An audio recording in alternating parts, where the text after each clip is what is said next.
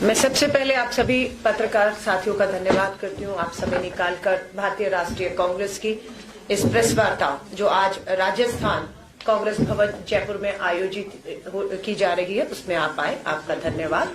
मेरे साथ प्रदेश कांग्रेस के अध्यक्ष, महिला कांग्रेस अध्यक्ष और हमारे सम्मानित परिवार के कांग्रेस के सदस्य सभी मंच पर हैं, उस सबकी तरफ से आपका स्वागत करती हूँ। आज की प्रेस वार्ता का मकसद है देश में 14 माइक ले ले, वो वाला मुझे लगता है अभी ठीक है, धन्यवाद। आज देश के लगभग सभी राज्यों की राजधानी में, ठीक जैसे मैं राजस्थान की राजधानी जयपुर में हूं, प्रेस वार्ता हो रही है। और ये जो आज हमने भारत जोड़ो न्याय यात्रा 4 पन्ने की बुक रिलीज की है, उसी से संबंधित प्रेस वार्ता है। पहली यात्रा 7 सितंबर को शुरू हुई थी 2022 को, कन्याकुमारी से कश्मीर तक 4000 किलोमीटर का सफल एक यात्रा रही। कन्याकुमारी से कश्मीर में लोग जुड़े उसमें, उसी की मांग को देखते हुए कि पूर्व से पश्चिम की भी यात्रा की जाए, कोई भी राज्य छूटना नहीं चाहिए। अब दूसरी यात्रा 14 जनवरी को मणिपुर से पूर्व से पश्चिम गुजरात होते हुए महाराष्ट्र मुंबई तक पहुंचेगी। 14 जनवरी 2024 को यात्रा शुरू होगी और 20 मार्च 2024 को मुंबई में समापन होगा। ये यात्रा लगभग हमारी जो है 6713 किलोमीटर चलेगी। इस यात्रा में 110 जिलों से ये गुजरेगी। ये यात्रा 15 राज्यों से गुजरेगी। पहली यात्रा भारत जोड़ने का प्रयास था, भारत जोड़ने की यात्रा थी और उसमें हम कामयाब हुए। हम देश को जोड़ने में, देश के मुद्दों को से जोड़ने में कामयाब हुए। इस यात्रा में न्याय शब्द जोड़ा गया है। भारत जोड़ो अब ये न्याय यात्रा है। न्याय यात्रा आर्थिक न्याय की लड़ाई, न्याय यात्रा सामाजिक न्याय की लड़ाई है, न्याय यात्रा राजनीतिक न्याय की लड़ाई है। इस लड़ाई में कहां अन्याय हो रहा है देश में पिछले सालों में, ये एक प्रेस रिलीज है, इसके बिंदु हैं, आपसे शेयर किए जाएंगे। पिछले 10 साल अन्याय का काल, पिछले 10 साल अन्याय का काल रहा। कैसे रहा? अगर आप देखेंगे, युवा बेरोजगारों का सबसे बड़ा मुद्दा आज पूरे देश में छाया हुआ है। जहां पर 2012 में 1 करोड़ बेरोजगार युवा थे, आज लगभग 4 करोड़ पढ़े लिखे बेरोजगार युवा हैं जो रोजगार की तलाश में हैं।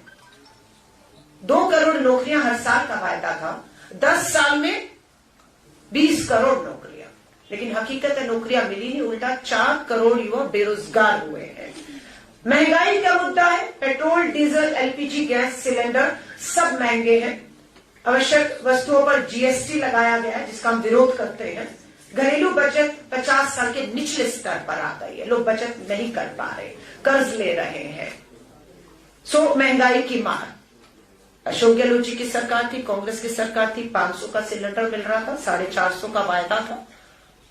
अभी हमने एक उपचुनाव जीता है श्री करणपुर में, अध्यक्ष जी आपकी अध्यक्षता में ये हमने चुनाव, उपचुनाव, और छोटे मोटे मार्जिन से नहीं, 11,000 वोटों से उपचुनाव। और ये आपको मालूम है, जिसकी उपचुनाव नहीं है, चुनाव, माफी चाहूंगी, चुनाव है, क्योंकि चुनाव होना था में, उसके बाद किसी कारणों से ये रद्द हुआ, दोबारा हुआ, उपचुनाव नहीं था। पर बात यह है कि चुनाव सरकार बनने के बाद हो रहा था और जो उम्मीदवार थे उन्हें मंत्री बना दिया गया था। चुनाव आयोग से हम गुहार लगाते रहे, चुनाव आयोग के कान में जू तक नहीं रहेंगे।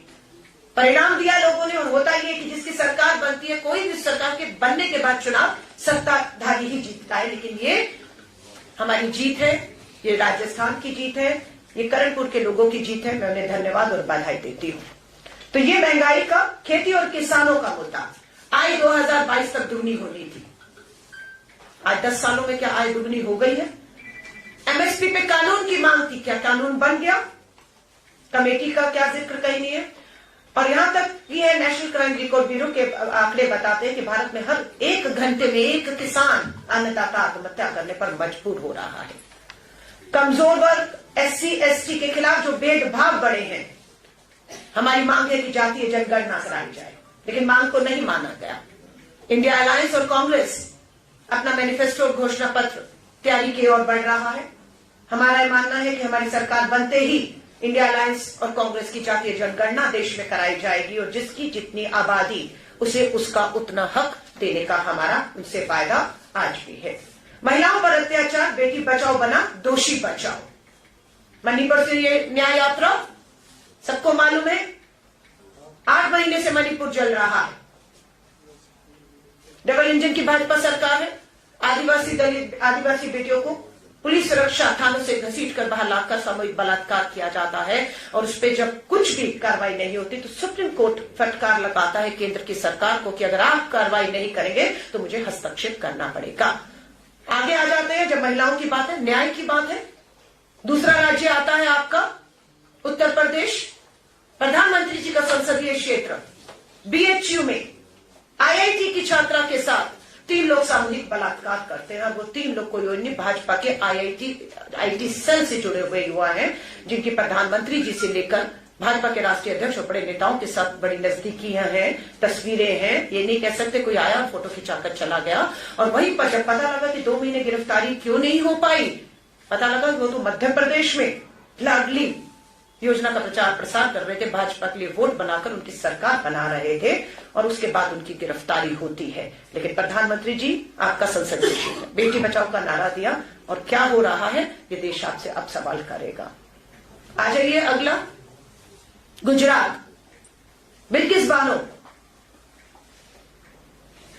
22 साल पहले 21 साल की भारत की बेटी बिल्किस बानो का 11 लोग सामूहिक बलात्कार करते हैं। 15 अगस्त 2022 का दिन याद रखिएगा। लाल किले की प्राचीर से, उसी प्राचीर से जहां से प्रधानमंत्री जी ने बेटी बचाओ का नारा दिया था, 15 अगस्त 2022 को आजादी का अमृत महोत्सव मनाया जा रहा था और वहीं पर गुजरात में उसी 15 अगस्त 2022 को बिल्किस बानो के 11 सामूहिक बलात्कारी हत्यारे, जिन्होंने 7 सदस्यों किसके परिवार की हत्या की, जिसमें 3 साल की बच्ची शामिल थी, उसको रिहा कर रहे थे। उन्हें रिहा ही नहीं किया। विश्व हिंदू परिषद के दफ्तर में भाजपा के विधायक और सांसदों ने उन्हें लड्डू खिलाए, उनके हार डाले और वो तस्वीरें सबने देखी और उनसे 2022 गुजरात के चुनावों का प्रचार प्रसार भी करवाया गया। धन्यवाद करते हैं सुप्रीम कोर्ट का। सुप्रीम कोर्ट का 1 साल बाद फैसला आता है, बेटी की गुहार लगाने के बाद, याचिकाओं के बाद, कि यह फैसला गलत है। बलात्कारियों को, सामूहिक बलात्कारियों को छोड़ना, उनका इस तरह से उनका स्वागत करना, उन्हें रिहा करना, यह गलत है। और 2 हफ्ते का समय दिया है कि 11 के 11 सामूहिक बलात्कारियों को वापस जेल में ठूसा जाए। और ये भारतीय राष्ट्रीय कांग्रेस के साथ भारतीय राष्ट्रीय महिला कांग्रेस, जिसकी जिम्मेदारी मुझे मेरे कंधों पर अब आई है। पूछ रहे भारत जोड़ो न्याय यात्रा कब तक? भारत जोड़ो न्याय यात्रा न्याय का हक मिल जाने तक। मणिपुर की बात की, उत्तर प्रदेश के BHU की बात की, गुजरात की बात की, हरियाणा ब्रजभूषण शरण आजाद घूम रहा है। किसने FIR करवाई उनके खिलाफ, अपराधियों के खिलाफ? सुप्रीम कोर्ट ने।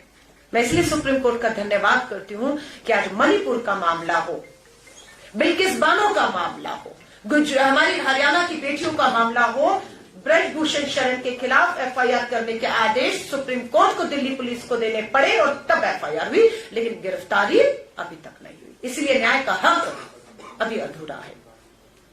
सो ये न्याय यात्रा जो राहुल गांधी जी के नेतृत्व में शुरू हो रही है, ये इन सभी राज्यों से गुजरेगी और न्याय का हक अभी अधूरा है। इस यात्रा का सिर्फ यही मकसद है कि हम इस न्याय को, अधूरे न्याय को, हक को पूरा पहुंचा सके। हमारे यहां पर MSMEs, GST, make in India की विफलता, कि किस तरीके से उद्योग धंधे छोटे बर्बाद किए गए, हम इसकी जिक्र करते हैं। प्रेस रिलीज में इसकी पूरी आपके पास जानकारी है। गरीब परिवार, असमानता, पूंजीपतियों की सरकार और सार्वजनिक क्षेत्रों में किस तरीके से लूट मची, किस तरह से देश की सार्वजनिक संपत्तियों को अपने चंद पूंजीपति मित्रों के हाथ में सौंप दिया गया, लूट मची, इस सारा जिक्र यहां पर है।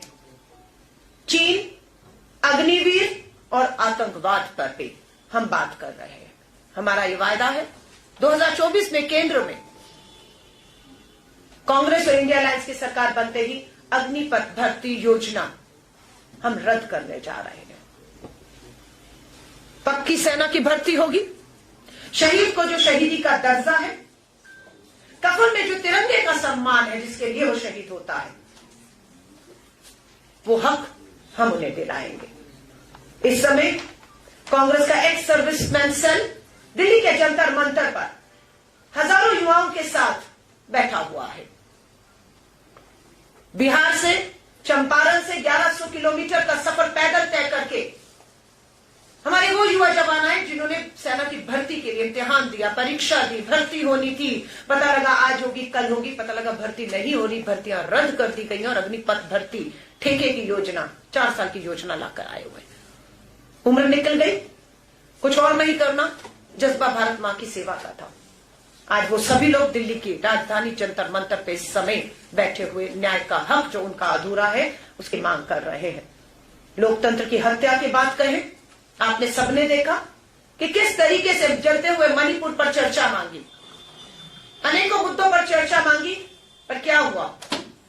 150 के करीब विपक्ष के सांसदों को आवाज उठाने से रोकने के तहत उन्हें संसद से निलंबित कर दिया गया, उन्हें बाहर कर दिया गया और मनमाने ढंग से, तानाशाही तरीकों से, सत्ता और संख्या के बल पर केंद्र सरकार मनचाहे बिल लाई और एक ध्वनि मत से पास कर दिए।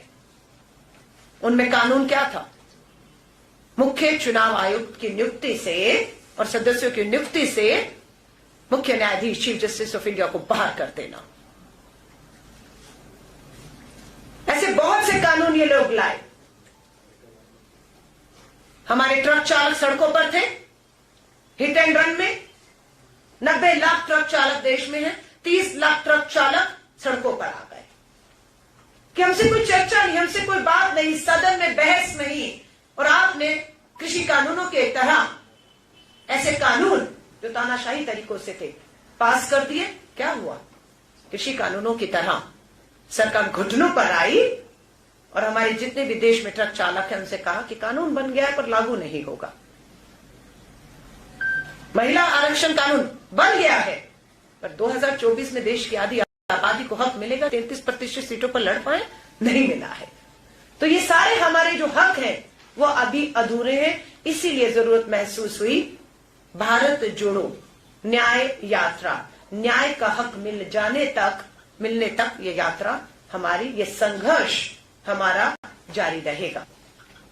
इसके लिए बहुत से लोग पूछ रहे हैं हम इस यात्रा में कैसे शामिल हो सकते हैं। उसके लिए हमने एक मिस कॉल नंबर जो है वो मैं आपके बीच में रख रही हूं।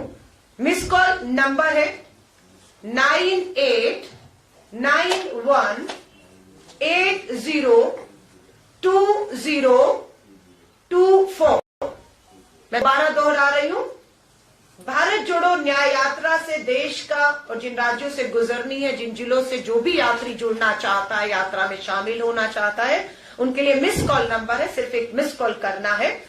नंबर है 9891802024 और जो भी इस मिस कॉल देगा उन्हें हम यात्रा में शामिल करेंगे और उन्हें न्याय योद्धा, उन सभी को न्याय योद्धा कहा जाएगा। ये यात्रा श्री राहुल गांधी जी के नेतृत्व में हो रही है। ये यात्रा पूरी तरह से गैर राजनीतिक है। इसमें कोई चुनावी कहेंगे भाषण हो, वोट मांगे जाएं, नहीं होगा।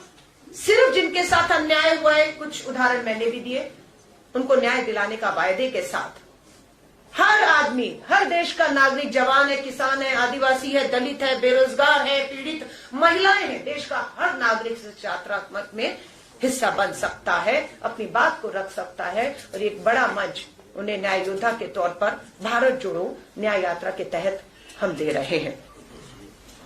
मैं आप सभी से हाथ जोड़कर निवेदन करूंगी, हमें मालूम है चुनाव की दहलीज पे खड़े हैं। जनवरी है, फरवरी और मार्च में कभी भी चुनावों की आचार संहिता जो है वो लागू हो जाएगी। भारतीय राष्ट्रीय कांग्रेस अपने इंडिया अलायंस के 28 दलों के साथ पूरी मुस्तैदी के साथ इस पे काम कर रहा है। पूरी कोशिश है इस महीने के अंत तक भी भारतीय राष्ट्रीय कांग्रेस की कोशिश है, जहां पर हमारी सीधे टक्कर है भाजपा के साथ, जो हमारे एलाइज के साथ हमारी बातचीत नहीं है, वो नहीं है, लाइक बंगाल, उत्तर प्रदेश, बिहार, तमिलनाडु, ये राज्य हैं जहां पर हमारे सहयोगी इंडिया के जो है उनसे बात है। लेकिन जहां हमारी सीधे है, हम सीधा भाजपा के साथ है।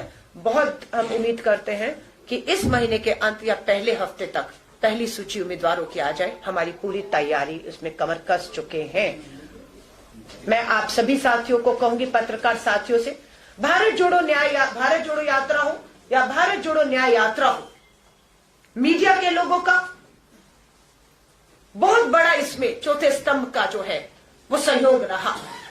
ऐसा नहीं है कि यात्रा आपके माध्यम से लोगों तक पहुंची। लोग पीड़ित जो थे, जो न्याय की उम्मीद में भटक रहे थे, वो भी आपके माध्यम से यात्रा में जुड़ पाए और उन्हें मंच देने का काम, उनकी आवाज को उठाने का काम श्री राहुल गांधी जी ने किया। कल ही हमारे अग्रिम संगठनों की मीटिंग हुई। लगातार हमारे हर राज्य की लोकसभा की तैयारियों को लेकर मीटिंग पूरी हो चुकी है। स्क्रीनिंग कमेटी केंद्रीय और राज्यों की बन चुकी है। हमारी इंडियन अलायंस की जो समूह को मुकुल वासनिक जी के नेतृत्व में, जिसमें हमारे राजस्थान के मुख्यमंत्री भी हैं उस कमेटी में, पूर्व मुख्यमंत्री छत्तीसगढ़, और ये लोग हैं। इंडिया अलायंस के समूह से लगातार बैठकें हो रही हैं 101, और जल्द मुझे लगता है हम इस दिशा में आगे बढ़ेंगे। मैं आप सभी साथियों से निवेदन करती हूं। इसके बाद हमारी महिला कांग्रेस के अध्यक्ष भी हैं, हमारे प्रदेश कांग्रेस के अध्यक्ष भी हैं। मैं महिला कांग्रेस के तौर पर कल मैंने शपथ ली। ये पहला दौरा, पहला राज्य आज मेरा राजस्थान जयपुर है।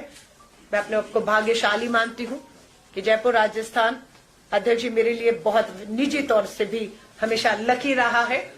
आप ही के यहाँ पर प्रेस कॉन्फ्रेंस कर करके एनएसयू की राष्ट्रीय अध्यक्ष से राष्ट्रीय महिला कांग्रेस वर्किंग कमेटी की जिम्मेदारियां मेरे कंधों पर आई हैं। इसके बाद तुरंत मैं महिला कांग्रेस के अध्यक्ष के साथ बैठ के प्रदेश महिला कांग्रेस कार्यकारिणी और जिला अध्यक्ष जो आई हैं उनके साथ बैठकें करेंगे, महिला सम्मेलन होंगे और पूरी कोशिश रहेगी एक बार फिर से राजस्थान में भारत जोड़ो यात्रा हुई और ये भी भारत जोड़ो न्याय यात्रा राजस्थान से एक बार फिर गुजरने वाली है। मैं आप सभी पत्रकार साथियों का धन्यवाद करती हूँ और हाथ जोड़ के सिर्फ एक ही निवेदन करूंगी।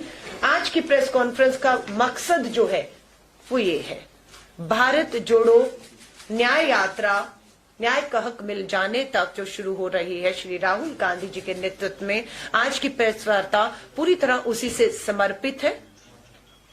मैं आती रहती हूँ, आती रहूंगी। अध्यक्ष जी आपके बीच में हैं, आपके बीच में सदा रहते हैं। जो भी दूसरे मुद्दे हैं आपको अवसर मिलता रहेगा, आप उस पर सवाल कीजिए, उसका स्वागत है। लेकिन आज आपसे हाथ जोड़कर मेरा निवेदन है कि आज की प्रेस वार्ता यहीं तक केंद्रित रखेंगे। इसी को संबंधित आपके जो भी सवाल हो, जो भी शंकाएं हो, जो भी हो, उसका मैं स्वागत करती हूँ। पर हाथ जोड़ के पत्रकार साथियों से निवेदन है, आज की प्रेस वार्ता निवेदन है, मुझे इसी को समर्पित करने दीजिएगा। धन्यवाद।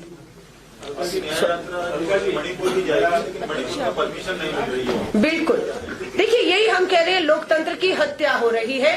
संसद में सवाल उठाएंगे, आपके माइक बंद किए जाते थे। राहुल गांधी जी और बहुत से सांसदों की सदस्यता रद्द कर दी है ना, उनको जो है उनके पर राहुल गांधी जी के तो आपको मालूम है। अब क्या हो रहा है कि मणिपुर से यात्रा, डबल इंजन की भाजपा की सरकार है, 8 महीने से मणिपुर जल रहा है। भारत के अंदर ही, मणिपुर के अंदर ही 2 समुदाय आपस में मारकाट, हिंसा है, लोग मौत के मुंह में जा रहे हैं। लेकिन केंद्र की भाजपा सरकार और प्रधानमंत्री जी समुद्र किनारे कुर्सी लगाकर न वर्ष मना रहे हैं। हम पूछ रहे हैं मणिपुर कब जाएंगे। राहुल गांधी जी पहली बार नहीं जा रहे यात्रा के लिए। आपको मालूम है मणिपुर में राहुल गांधी जी पहले भी दौरा किया, राहत कैंपों में गए, लोगों से मिले, पीड़ा को जाकर हमारी महामहिम राष्ट्रपति जी के सामने रखा और बात की। पीड़ित बेटियां जंतर मंतर तक आई, सामूहिक बलात्कार की जो हमारी आदिवासी बेटियां शिकार हुई, लेकिन कोई सुनवाई नहीं हुई। आज राहुल गांधी जी की भारत जोड़ो न्याय यात्रा की इजाजत, ये आप सही कह रहे हैं। वहां की पुलिस प्रशासन, वहां का राज्यपाल, मुख्यमंत्री, केंद्र के पूरे दबाव में कि किसी तरह भी ये यात्रा मणिपुर से नहीं गुजरने चाहिए और हमारी ये यात्रा किसी कीमत पर भी रुकने नहीं जाएगी। यात्रा मणिपुर से ही शुरू होगी, तय रूट से शुरू होगी और अब हमें भी देखना है कि कितना दम है उनमें और कितनी ताकत से वो रोकेंगे। जितनी ताकत से वो रोकेंगे उतनी ताकत से हम लोगों का जो न्याय दिलाने का भरोसा है वो मजबूत करते जाएंगे। धन्यवाद। मेरा सवाल ये है कि राहुल गांधी की जो भारत जोड़ो यात्रा हाँ जी, जिन राज्यों से गुजरी थी, हाँ राजस्थान है, मध्य प्रदेश है, छत्तीसगढ़ है, राजनीतिक लिहाज से सीटों का लाभ कांग्रेस को नहीं मिल पाया। क्या आप लगता है कि इस यात्रा से कांग्रेस को कुछ लाभ मिलेगा लोकसभा चुनाव में? देखिए मैं आपको फिर कह रही हूं, वो यात्रा या ये यात्रा पूरी तरह से गैर राजनीतिक है। राहुल जी का कोई भी भाषण, वार्ता दिखा दीजिए जिसमें भारत जोड़ो यात्रा में उन्होंने वोटों की अपील की हो कि इस राज्य में चुनाव है। तेलंगाना से यात्रा गुजरी, चुनाव हुआ, हम जीते। यात्रा कर्नाटका से गुजरी, चुनाव हुआ, हम जीते। लेकिन एक भी सबूत नहीं है, वीडियो नहीं है कि राहुल जी ने यात्रा का राजनीतिक इस्तेमाल कर वोट मांगा। अलग बात है कि देश के प्रधानमंत्री ने पुलवामा के शहीदों का राजनीतिकरण करते हुए 18 साल के मतदाताओं से अपील कर दी थी कि 18 साल का मतदाता 2019 में पुलवामा के शहीदों के नाम पर कमल पर वोट करे, उन्हें वोट करे। और आज किसके नाम पर वोट मांग रहे हैं या मांगा जाए, सबको पता है। सो मेरी यह यात्रा कहना है, यात्रा पूरी तरह से, हाँ पार्टी संगठन की बात करेंगे, बिल्कुल कार्यकर्ता का मोटिवेशन जो है, यहां पर हम ये कहते हैं, आप कहते हैं चुनाव हारे, राजस्थान भी हम चुनाव नहीं हारे। हमारी भूमिका बदली है, हम सत्ता में थे 5 साल, अब हमारी भूमिका बदलती और हम मजबूत विपक्ष, 70 विधायकों के साथ हम विपक्ष की भूमिका में उसका धर्म निभाएंगे। 500 450 का सिलेंडर, महंगाई, बेरोजगारी, महिला सुरक्षा के मुद्दे पर आए थे ना, कन्हैया लाल के परिवार को उन्हें न्याय दिलाने के लिए आए थे ना। NIA ने, अमित शाह जी, मामला अभी भी है 1 साल से, चढ़ाइए फांसी पर, हम देखेंगे। सो बात यह है कि यात्रा 70 मैंने आपको कहा, अब आपके लिए लाभ नहीं हुआ। मैं फिर आपसे कहती हूं, 5 राज्यों में चुनाव हुए, कुल वोट लगभग 11 करोड़ पड़े। 11 करोड़ में से 4 करोड़ 90 लाख लोगों ने भारतीय राष्ट्रीय कांग्रेस को चुना और 4 करोड़ 80 लाख लोगों ने भाजपा मोदी जी के नाम पर वोट दिया। सीटों को अलग कर दीजिए तो देखें, लोग, देश, जनता, 10 लाख लोग भारतीय राष्ट्रीय कांग्रेस के साथ बदलाव के लिए खड़े थे। सो मैं ये नहीं कहूंगी हम उन 4 करोड़ 90 लाख लोगों को ये कहते हैं हम हार गए। मैं फिर कह रही हूं, हमने राजस्थान, मध्य प्रदेश, छत्तीसगढ़ के परिणामों को स्वीकार किया है, हार को स्वीकार नहीं किया। हम मैदान में उतरे, हम मैदान में आज भी हैं और हम इस लड़ाई को न्याय मिलने तक, न्याय का हक मिलने तक लड़ेंगे। धन्यवाद। अगला सवाल। मेरी कह रहा था कि आपने कहा कि ये गैर राजनीतिक यात्रा है, बिल्कुल। फिर आप लोग राम मंदिर की जो भी चला रहे अभियान या राम मंदिर की पुनर्प्रतिष्ठा और उसको राजनीतिक क्यों कह रहे हैं? वो भी एक तरह से गैर राजनीतिक है, क्योंकि राम का सबके लिए मंदिर है। तो आप लोग जो भी लगा रहे कि वो राजनीतिक दृष्टि से बीजेपी कर रही है, ऐसा आरोप क्यों? फिर अगर गैर राजनीतिक है, नहीं, यात्रा में तो हिंदू, मुस्लिम, सिख, ईसाई, बौद्ध, जैन, दलित, आदिवासी, किसान, गरीब, महिला, बेरोजगार सब जुड़ रहा है ना, सबकी बात हो रही है। लेकिन उसकी तुलना इससे करना, मैं ही कह रही हूं। दूसरी बात, देश के धर्मगुरु शंकराचार्यों ने इसका विरोध किया है, नहीं जा रहे। आप उनके अधर्मी बताएंगे? मैं पूछना चाहती हूं, वो 22 को पूरी तरह से राम मंदिर अधूरा है निर्माण अभी। मैं आप पत्रकार साथियों से हाथ जोड़कर निवेदन करूंगी, टेक्नोलॉजी आ गई है, ड्रोन आ चुके हैं, इजाजत मिले तो जाकर देखिए ना। पार्लियामेंट अभी भी पार्लियामेंट में आ जाइए, अधूरा है निर्माण अभी। बाहर पूरा आज भी आपको दिखेगा निर्माण अधूरा है, लेकिन जल्दबाजी में महामहिम राष्ट्रपति जी महिला है, आदिवासी समाज से आती है, कस्टोडियन है लोकसभा और राज्यसभा की, बुलाया गया सिर्फ मोदी जी। और अभी राम मंदिर में क्या हो रहा है? आप कहना चाहते हैं देश के धर्मगुरु शंकराचार्य अपमानित महसूस कर रहे हैं। ये उनका कहना है कि भगवान श्री राम कण कण में बसे हुए हैं। सिर्फ चुनावों की जल्दबाजी में अधूरे निर्माण को राजनीतिक लोगों के हाथों से ये शिलान्यास होना अधर्म का काम है।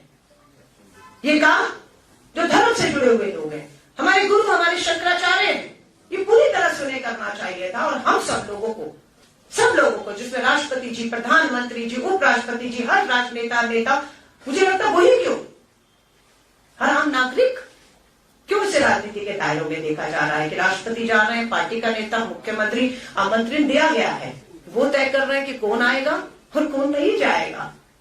ये वो तय कर रहे हैं, निमंत्रण वो बांट रहे हैं। सो अगर मैं और धर्म गुरु शंकराचार्य 22 को ना जाकर 23 को जाएंगे, हम वैष्णो देवी जाते हैं, कहते माँ का बुलावा नहीं आ रहा, माँ का बुलावा नहीं आ रहा, तो वो बुलावा कोई विश्व हिंदू परिषद आरएसएस देता है? हम वैष्णो देवी जाते हैं और एक दिन पहुंच जाते हैं, पहुंचने के बाद कहते हैं माँ का बुलावा आया। तो इसलिए भगवान श्री राम का जिस दिन बुलावा आ जाएगा, हर राम भक्त कण कण में जो राम बसे हैं, शंकराचार्य हमारे धर्म गुरु जो अपमानित महसूस कर रहे हैं और राजनीतिकरण हो रहा है, वो कह रहे हैं, हम तो उनके सम्मान में, उनकी बात में जिस दिन बुलावा भगवान श्री राम का आएगा, सब दौड़े जाएंगे। लेकिन दुर्भाग्य है 24 का चुनाव सामने मुद्दों पर बात करने के लिए नहीं है। लोकतंत्र की हत्या, संविधान की हत्या, किसानों के ये हत्यारे हैं, आत्महत्याएं की, बेरोजगार युवा, सेना, सरहदें, महिलाएं बलात्कार की शिकार हो रही हैं आपके उत्तर प्रदेश में, और आप भगवान श्री राम का राजनीतिकरण करके वोटों की राजनीति। राजधानी दिल्ली पटी पड़ी है, भगवान श्री राम, प्रधानमंत्री मोदी जी दोनों, और एक में तो प्रधानमंत्री जी का कद इतना बड़ा कि भगवान श्री राम की उंगली पकड़ करके जा रहे हैं। हाँ, तब धर्म, हिंदू धर्म का अपमान नहीं हुआ, तब आपको नहीं लगा, तो मैं माफी चाहूंगी। ये भाजपा का एजेंडा है, हमारे एजेंडे ये है जिसको लेकर हम आए। ये खाना समाज के 22 तारीख को अयोध्या न जाने के फैसले से इत्तेफाक करती है, और क्या आपका भी 22 तारीख को जाने का कार्यक्रम? देखिए, कांग्रेस अध्यक्ष और हमारा लाइन भारतीय राष्ट्रीय कांग्रेस के शीर्ष नेतृत्व की लाइन से अलग नहीं हो सकती। हम ये मानते हैं कि भारतीय राष्ट्रीय कांग्रेस ने धर्मगुरु शंकराचार्य और जो भी माहौल, अधूरा राम निर्माण, राजनीति के इस्तेमाल, सबको देखकर बहुत सोच समझकर कि मुद्दों पर आइए। भगवान श्री राम भी ये चाहेंगे। शबरी के बेर खाए थे भगवान श्री राम ने झूठे, वो शबरी, वो दलित, वो हमारी बहन आज बलात्कार के जो उसका रूप है आज शिकार हो रही है। हाँ, मैं फिर कहूंगी, निजी मेरा क्या कार्यक्रम होगा, निजी आपका क्या, वो हमारी निजी आस्था। आप जाएंगे, आप नहीं जाएंगे। अगर एक चैनल का एक पत्रकार साथी जाए या ना जाए तो उसका पूरा चैनल से क्या मतलब है? तो प्लीज इस मुद्दे को हम यहीं खत्म करेंगे, क्योंकि भाजपा चाहती है कि पूरा, क्योंकि राजनीति का धर्म होना चाहिए, राजनीति का धर्म होना चाहिए, लेकिन धर्म पर राजनीति नहीं होनी चाहिए। धर्म पर राजनीति कर वोटों का ध्रुवीकरण करके, वोट हासिल करके सत्ता हासिल करने का प्रयास नहीं होना चाहिए। और सत्ता हासिल हो जाए तो मात्र अपने पूंजीपति मित्रों के नहीं, देश के गरीब मजदूर किसान की भी सोचनी चाहिए। पार्टी के स्टैंड से कई लोग सहमत नहीं। आपके गुजरात के एक्स-पीसीसी चीफ और मौजूदा एमएलए अर्जुन मोढवाडिया ने विरोध किया है। मैं फिर आपसे कह रही हूँ, पार्टी की लाइन पार्टी की लाइन है। पार्टी के अलावा आपकी भी अपनी निजी जिंदगियां हैं, निजी आस्थाएं हैं। एक ही चैनल, एक ही पार्टी में हर धर्म के लोग हैं, हर जाति के लोग हैं, अपनी अपनी आस्थाएं हैं, अपने अपने विश्वास। उसके हिसाब से कोई जाएगा, कोई नहीं जाएगा। उसका सम्मान होना चाहिए, उसका लोकतंत्र में सम्मान होना चाहिए। धन्यवाद। राम मंदिर का जो ये मुद्दा है, हाँ। तो आप खुद मानते हैं कि एक बड़ा इवेंट जैसा बनाने की कोशिश की बिल्कुल। है। क्या आपको लगता है कि नरेंद्र मोदी सरकार इसका फायदा उठाते हुए जल्दी लोकसभा का चुनाव करा देगी ताकि उन्हें फायदा मिले? और यदि ऐसा होता है तो आपकी इस न्याय यात्रा क्या उसको चुनाव के वक्त भी जारी रहेगी? या मैं फिर कह रही हूँ, भारत जोड़ो न्याय यात्रा का चुनावों से कोई लेन देन नहीं है। आचार संहिता हो ना हो, क्या होगा? ये यात्रा 14 जनवरी को मणिपुर से शुरू होकर 20 मार्च को मुंबई तक का 6,713 किलोमीटर का सफर तय करेगी। किसी कीमत में चुनाव हो या जहां भाजपा की सरकारें हैं, मणिपुर में रोका जा रहा है, रोका जाएगा, ये यात्रा रुकेगी नहीं। ये न्याय का हक मिलने तक श्री राहुल गांधी जी के नेतृत्व में यात्रा पूरी तरह जारी रहेगी। और जो आपने कहा, ये पूरा मैं नहीं कह रही हूँ, हमारे धर्मगुरु शंकराचार्य कह रहे हैं कि भाजपा भगवान श्री राम के जो निर्माण कार्य अधूरे के बीच में जिस तरह से जल्दबाजी करके चुनावी लाभ के लिए कर रही है, उसके लिए हमारे धर्म गुरु शंकराचार्य इसका विरोध कर रहे हैं। हम उनके सम्मान में खड़े हैं। धन्यवाद। आपको लगता है कि जल्दी लोकसभा के चुनाव हो सकते हैं? मुझे इसके बारे में मालूम नहीं। भाजपा और चुनाव आयोग, बिल्कुल मुझे लगता है चुनाव आयोग निष्पक्ष नहीं है। मुख्य न्यायाधीश की 5 जजों की बेंच का फैसला आता है कि 24 के चुनावों से पहले मुख्य चुनाव आयुक्त और 2 सदस्यों की नियुक्ति अब सरकार नहीं करेगी, एक पैनल करेगा, जिस पैनल में प्रधानमंत्री रहेंगे, नेता विपक्ष रहेंगे और मुख्य न्यायाधीश चीफ जस्टिस ऑफ इंडिया रहेंगे। ये फैसला आया 5 जजेस की बेंच का। लोगों का विश्वास पक्का हुआ कि 24 के चुनाव में चुनाव आयोग और पूरा आयुक्त निष्पक्षता से चुनाव कराएगा, वोट कराएगा और गिनती कराकर सरकारें बनाएगा। लेकिन भाजपा ने सत्ता के दम पर 150 सांसदों को बाहर किया, बिल ले आई और पास भी हो गया कि मुख्य न्यायाधीश को चुनाव आयुक्त और सदस्यों की नियुक्ति से बाहर कर दिया गया है। इंडिया समूह और कांग्रेस का लेटर हमारे कम्युनिकेशन इंचार्ज जयराम रमेश जी ने जारी किया है, पत्रकार साथियों के पास होगा। पिछले 5 महीनों से इंडिया समूह और कांग्रेस के नेता मुख्य चुनाव आयुक्त से समय मांग रहे हैं मिलने का, और मुख्य चुनाव आयुक्त समय नहीं देते हैं मिलने का। कि क्या है लोकतंत्र में कि 28 विपक्षी दल 5 महीने से मिलने का समय मांग रहे हैं? क्या दबाव है मुख्य चुनाव आयुक्त पर कि आप लोकतंत्र के आवाजों को सुनने को तैयार नहीं है? किसका दबाव है? कौन दबाव दे रहा है? किस मकसद से दबाव दे रहा है? लोकतंत्र की हत्या है या नहीं, ये सवाल लोकतंत्र में छोड़कर जा रहे हैं। और हमने ये कह दिया है, हम झुकने वाले नहीं है। चुनाव आयोग को मैं अपना निजी उदाहरण दे रही हूं। संवैधानिक पदों पर जो बैठे ईडी, सीबीआई, आपने देखा बीच चुनाव में प्रदेश अध्यक्ष बीच चुनाव में हमारे नामांकन के फॉर्म उम्मीदवारों को दे रहे थे। ईडीआई पूछताछ की बीच चुनाव में, काम रोका हमारा, प्रभावित हुआ हमारा काम काफी हद तक। लेकिन आज कहां है हमारे अध्यक्ष? आपके बीच में सीना चौड़ा करके बैठे हुए, बिना डरे बैठे हुए। आज कहां है सब? कहां है सीबीआई, आईटी? अब चुनाव 24 का आ जाएगा, बीच चुनाव में फिर छत्तीसगढ़ जहां जहां पहुंचना होगा पहुंचेगा। तो मेरा ये कहना है कि ईडी हो, सीबीआई हो, संवैधानिक संस्थाएं, चुनाव आयोग हो, पूरी तरह से कंप्रोमाइज्ड है। और इसी को हम लोकतंत्र की हत्या कह रहे हैं कि लोकतंत्र की दूसरी तरफ की आवाजों को नहीं सुना जा रहा है। इसीलिए न्याय का हक अधूरा है, हम इसको लड़ेंगे। और मैं निजी उदाहरण की जो बात कर रही थी, मैं दिल्ली पुलिस कमिश्नर की बात कर रही हूँ। पार्टी की प्रवक्ता हूं, महिला हूं, मैं अकेली नहीं हूं। हम देश भर में प्रेस वार्ता कर रहे हैं, हम इस सरकार को मुद्दों पर ललकार रहे हैं। मैसेज आता है वीडियो पर, वॉइस मैसेज है, संदेश है व्हाट्सएप पे, फोटो है, व्यक्ति का नंबर है, 1 बार नहीं 2 बार है। दिल्ली पुलिस कमिश्नर को वो नंबर निजी तौर पर मेरे द्वारा पर्सनल व्हाट्सएप SMS करके दिया गया कि हम महिलाएं राजधानी दिल्ली में हैं, राजनीतिक हैं और हम पूरे देश में जा रही हैं, हमारे पास कोई सुरक्षा नहीं है। और इस तरह की धमकी आती है कि हम अगर भाजपा, मोदी जी किसी के खिलाफ, संघ, RSS, विश्व हिंदू परिषद, किसी के खिलाफ बोले और कोई सवाल किया तो हमारी गर्दन काट दी जाएगी। ये वॉइस मैसेज फोन नंबर के साथ दिल्ली पुलिस कमिश्नर को दिए 15 दिन हो गए हैं। क्या मजबूरी है दिल्ली पुलिस कमिश्नर की या जो राज्यों में, मैं एक राज्य की बात नहीं कर रही हूं, बहुत सी हमारी बेटियां चक्कर काट रही हैं, सुनवाई नहीं है, सुनवाई नहीं है। सो आप सोच सकते हैं कि जब हमारी सुनवाई नहीं।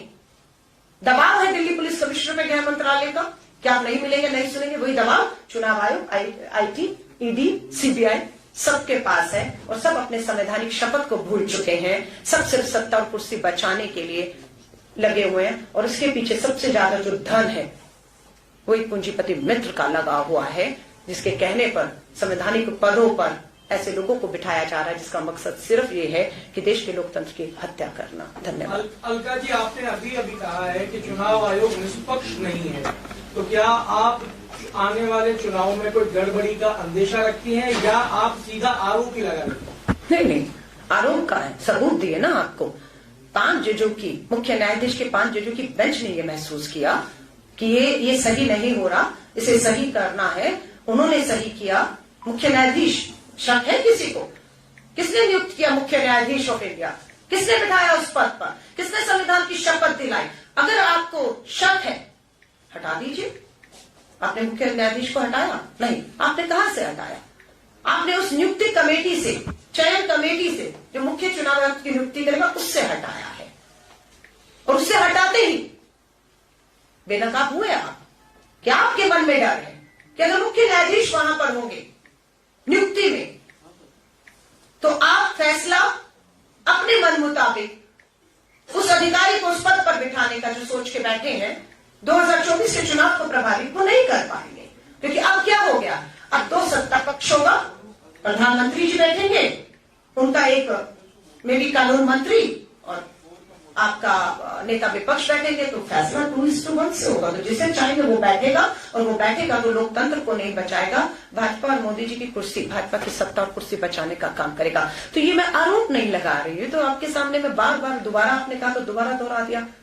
ये लोकतंत्र को चिंता करनी है, इसकी चिंता सिर्फ कांग्रेस को करनी है। कांग्रेस ने नागपुर में अभी 138 वर्ष पूरे किए हैं, 138 साल पूरे किए हैं। हम सत्ता में थे, हम सत्ता में नहीं थे। देश की आजादी को 75 साल हुए, तो 75 साल पहले क्या थे? गुलाम देश था और कांग्रेस थी और लड़ रही थी इन अंग्रेजों से, इन तानाशाही सरकारों से। हम लड़ रहे थे और हम आज भी लड़ रहे हैं, हमें फर्क नहीं पड़ता। हम सत्ता में राजस्थान में कल थे, आज नहीं है। हम थे, हम हैं, हम रहेंगे और हमें देश के गरीब, किसान, मजदूर, दलित के लिए आवाज, लोकतंत्र, संविधान को बचाने के लिए हमें लड़नी है। ये अलका जी, मेरा सवाल ये है, आप बता रही कि ये यात्रा राजनीति नहीं है। पिछली बार भी राजनीति नहीं था, इस बार भी जो यात्रा होने जा रहा है वो ये भी राजनीति नहीं है। सिर्फ खाली जनता के बीच कांग्रेस कार्यकर्ता को उत्साहित करने के लिए राहुल गांधी। लेकिन इसके बावजूद भी पिछले यात्रा में भी इस यात्रा करेंगे, क्या हुआ क्या नहीं होगा भविष्य बताएगा। न तो कांग्रेस के कार्यकर्ता उत्साहित हो रहे हैं, बसरते सत्ता से और आउट हो जाते। जनता ने आपसे जुड़ पा रही है कांग्रेस से, और आप करें कि जनता मालूम नहीं। मेरे पत्रकार साथी ने मेरी पूरी प्रेस वार्ता सुनी, आप कहीं और व्यस्त थे, मैं दोबारा आपके लिए दोहरा रही हूँ। आपने कहा कार्यकर्ता उत्साहित नहीं है। 10 लाख कार्यकर्ता 28 दिसंबर को नागपुर में कांग्रेस के 138वें साल पर एकत्रित हुए। ऐतिहासिक हमारा 10 लाख कार्यकर्ताओं का था। लोग नहीं जुड़ रहे, दोबारा दोहरा देती हूँ।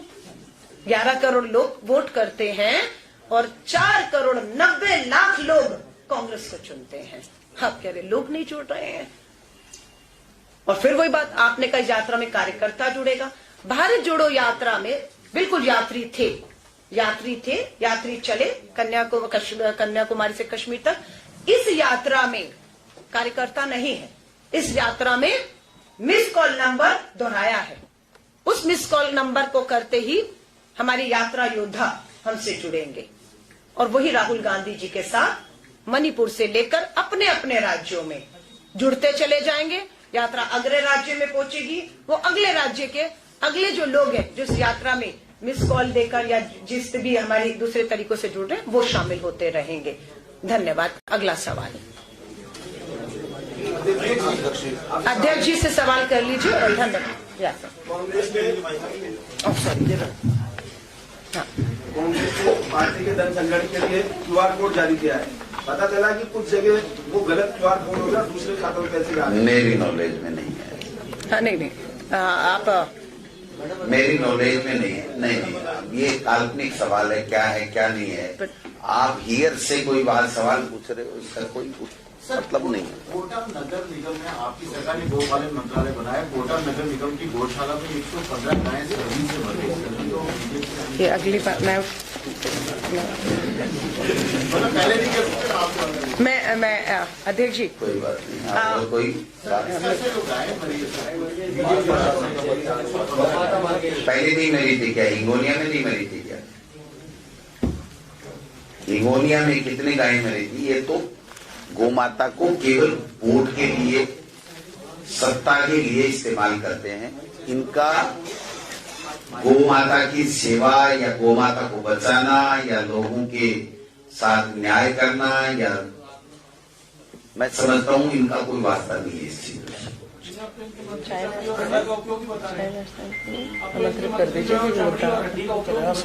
नहीं, अधिक से अधिक बच्चे पैदा करो, ये भी बता रहे हैं। प्रधानमंत्री अच्छा अलका जी आपसे अब खत्म करें। हो गया, खूब नहीं हो गया, बिकॉज हमारे जो मुद्दे हैं ना, जिस पे मैंने आपसे निवेदन किया, अब हम मुद्दों पर डाइवर्ट हो रहे हैं। स्थानीय मुद्दे पर अध्यक्ष जी बात करेंगे। हाँ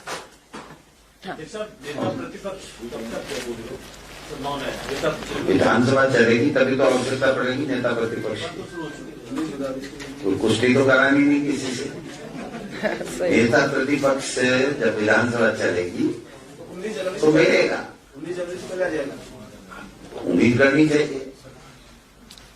आपको जल्दी है, उससे ज्यादा हमको जल्दी है भाई। न्याय यात्रा में आप जस्टिस के लिए जा रहे हैं, जस्टिस जुडिशरी के थ्रू ही आप दिलवाएंगे जितना मैं समझे, या फिर लोगों से जो अप्रोच करेंगे केसेस लेके? क्योंकि अगर आप जस्टिस के लिए जा रहे हैं तो लोगों के केसेस का एविडेंस लेके आप डायरेक्ट जुडिशरी के पास जनता को जागरूक करेंगे मेरे भाई, जनता की आवाज बनकर के।